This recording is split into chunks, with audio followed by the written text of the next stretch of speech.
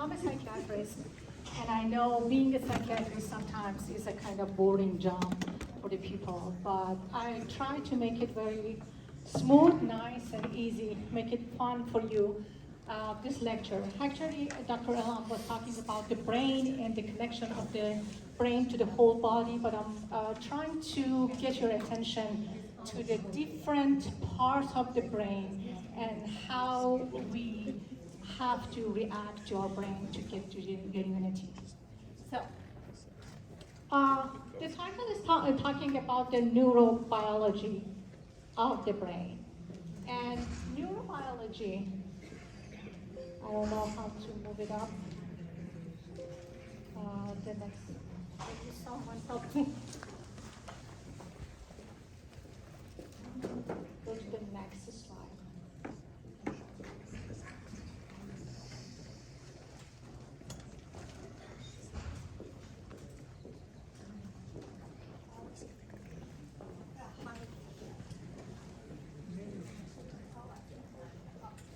So, what I'm trying to teach you, or actually get your attention about that, our brain is look like a world map. We do have the different countries, the different cultures, different way to live in different areas with a different weather and different style of living. But what is very important is that your brain does have the different areas, and different areas does have the different function, different work, and they do have the different responsibilities. In one word,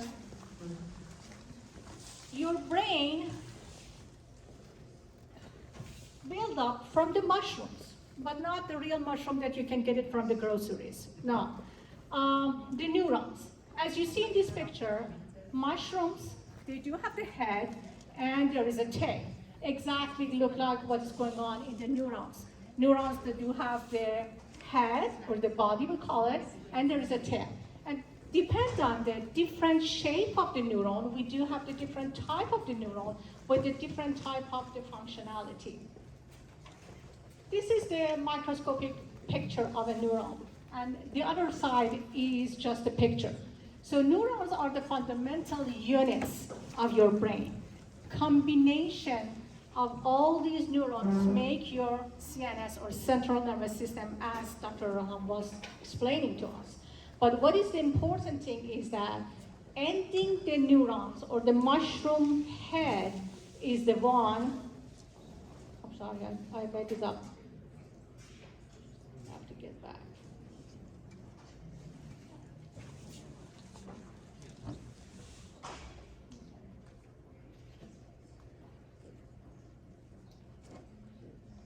Yeah, this is the neurons, and the neurons' job really is the communication. As you do remember that we were using the phones, very old-fashioned, now the cell phones and emails, everything. But the most important part is the communication between the neurons is going to happen with the biochemicals.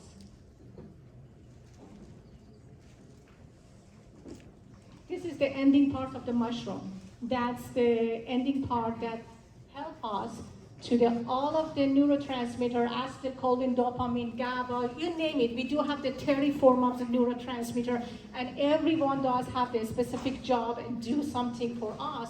But mostly, what we do need it is the dopamine to do the achievement, serotonin to have a good mood, and oxytocin as a love hormone, or hormone of the bonding.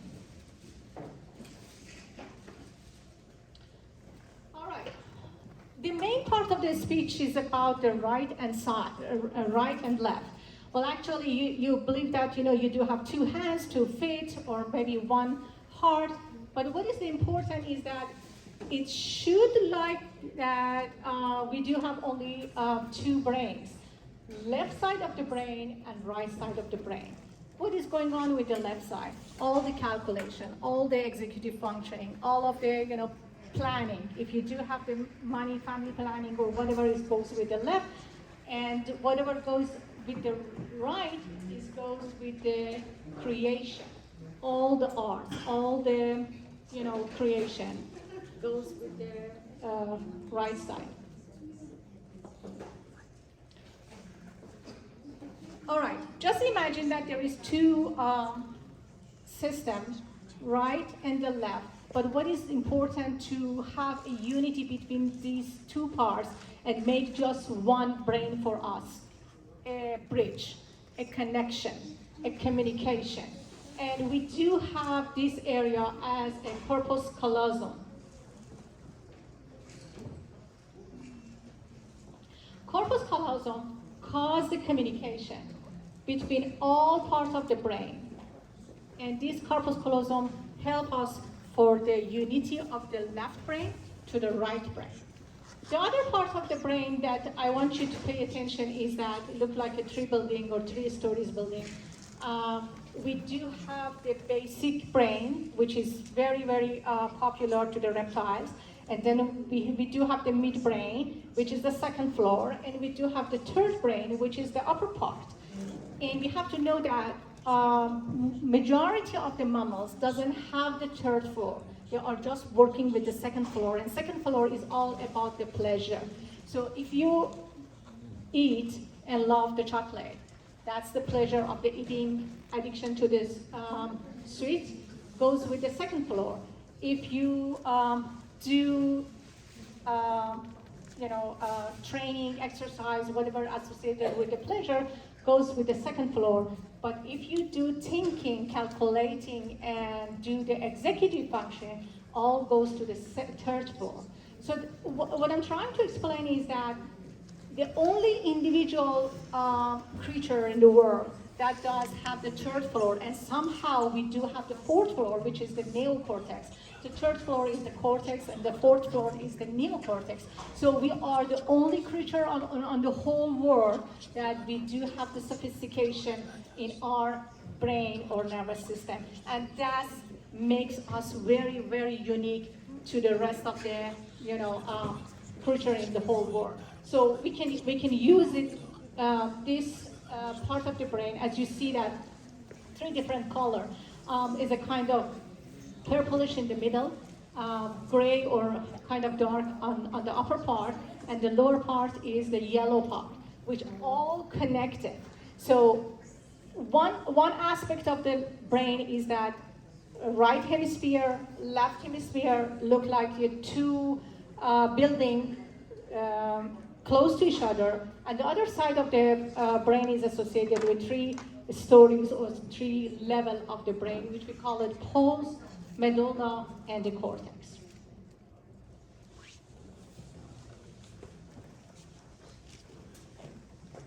Why the executive functioning is important? The most important executive functioning for us is cognitive flexibility. What does it mean?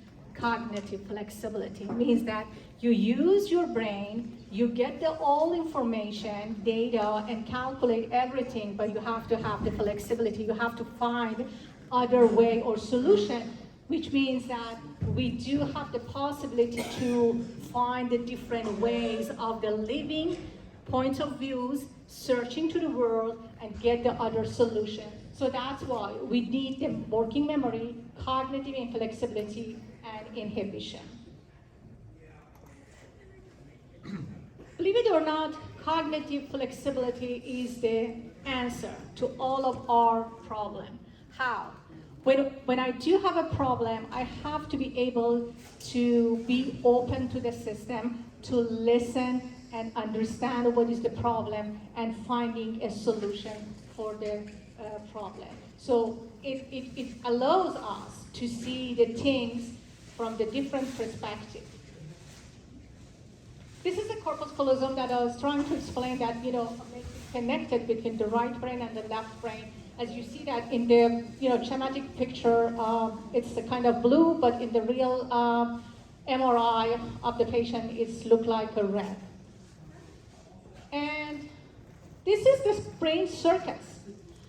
When on the top and the left side, you see all of the neurons that are connected to each other, all the mushroom that I was explaining to you guys. But on the right side, you will see, highways. moving from one part of the city to other parts, or going from one stage to another stage. And at the end, you see the brain circuit. It looked like a computer, programming. What does it mean, brain circuit? It looks like a long distance and short distance conversation. If you call to your country, talking to your mom or dad, it's a long distance conversation. If I use my frontal lobe, which is this part, to back of my head, which is the occipital lobe, this is the long distance conversation in my head. But if I use some part of the temporal lobe, which is communication or language style, Broca and Wernicke, two different areas, this is the short circuit of the brain.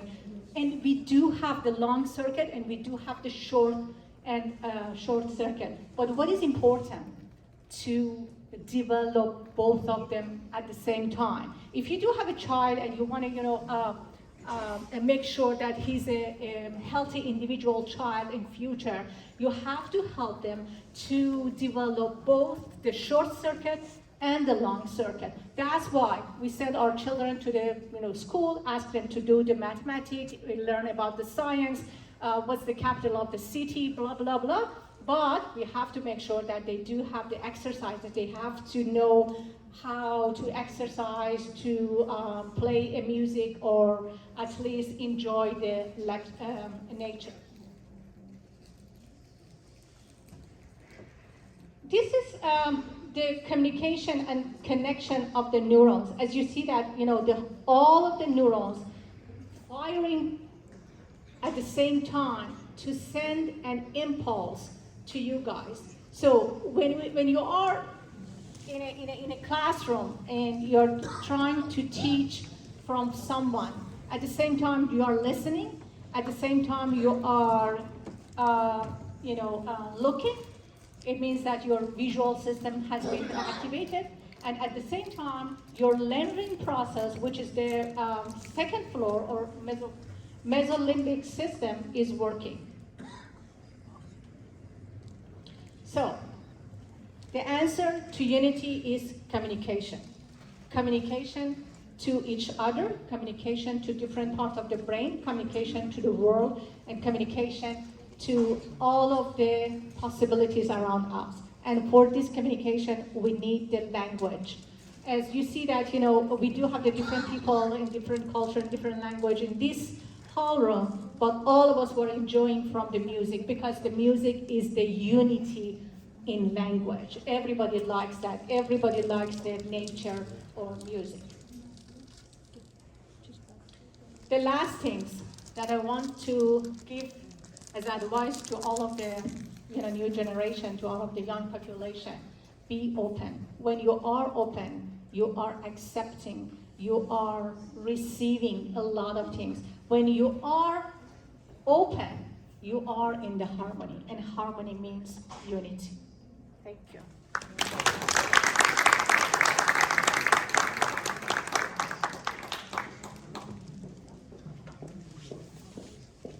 Thank you, Dr. Mitra.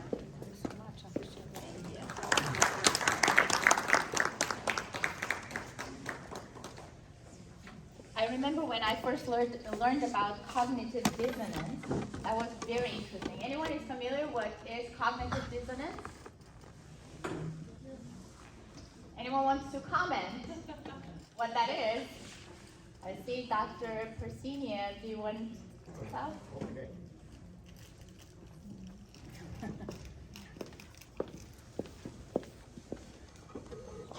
Thank you.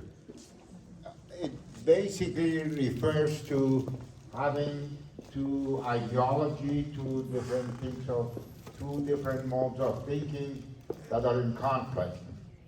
And psychologically what happens is that it moves you to a point where you're not comfortable with yourself.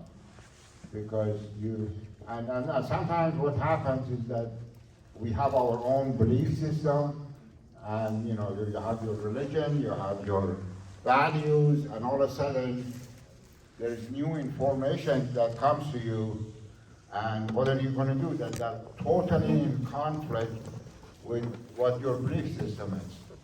So that is essentially the cognitive dissonance. So you need to somehow deal with that. So you either need to change your belief system. Happens a lot with religion, that, you know, as we get more information, then all of a sudden we will realize that, whoa, we need to examine some of our belief system. And so it makes you very uncomfortable, or we rationalize. That normally that's what happens as human beings, because we want to go back to the comfort zone, so we rationalize. Or we say this is not true, or no, or we somehow we try to minimize this comfort zone.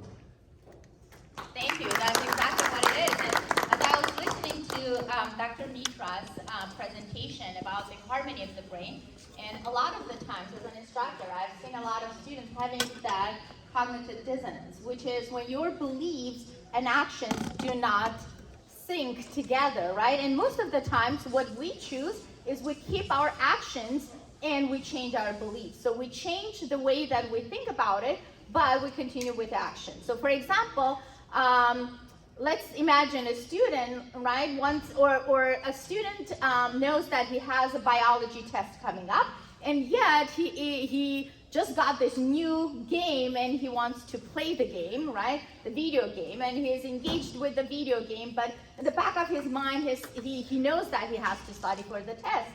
But then what happens with this dissonance of what he believes he should be doing versus what he is actually doing, right? Then he thinks, well, my major is English. I will be an English instructor. Let's say, why do I need to study biology? So maybe I don't really need to study biology that hard, so let me just continue on playing, right? And so this is just one simple example, but I'm sure a lot of us are facing such situations where our beliefs and our ideologies, our thoughts, do not act in the synchrony with or in the harmony of our actions.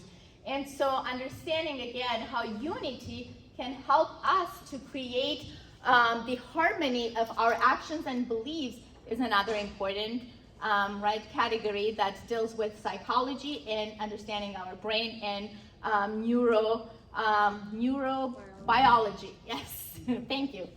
So our next presenter, before we get to the food, is Rosanna Petrosian.